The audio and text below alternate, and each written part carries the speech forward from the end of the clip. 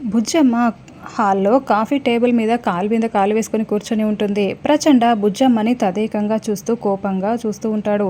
మనోహరి, చెంబ ఇద్దరు కూడా కాస్త దూరంలో నిలబడి భయపడుతూ టెన్షన్గా చూస్తూ ఉంటారు. గుప్తా గారు కిటికీ దగ్గర ఇదంతా నిలబడి గమనిస్తూ ఉంటారు.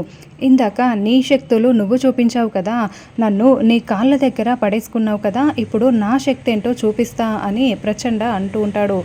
ఐఎమ్ వెయిటింగ్ అంటూ బుజ్జమ్మ లేచి నిల్చొని మరీ ఛాలెంజ్ చేస్తూ ఉంటుంది. మాటలు కాదు ప్రచండ, చేతలు చూపించు అని బుజ్జమ్మ వేలు చూపిస్తూ వార్నింగ్ ఇస్తూ ఉంటే మనోహరి చాలా షాకింగ్గా వింటూ ఉంటుంది. అంటూ ప్రచండ మంత్రదండంతో మంత్రాలు చదువుతూ ఉంటాడు. అలా మంత్రాలన్నీ చదివి మంత్రదండాన్ని బుజ్జమ్మపై ప్రయోగించగానే బుజ్జమ్మ చుట్టూ 6, 7 4 పాములు బుసలు కొడుతూ నిలబడి ఉంటాయి. అలా ఉన్న పలంగా ఆ కాలనాగులన్నీ అక్కడ ప్రత్యక్షం అవ్వడంతో మనోహరి, చెంబ ఇద్దరు చాలా షాకింగ్గా భయంగా చూస్తూ ఉంటారు.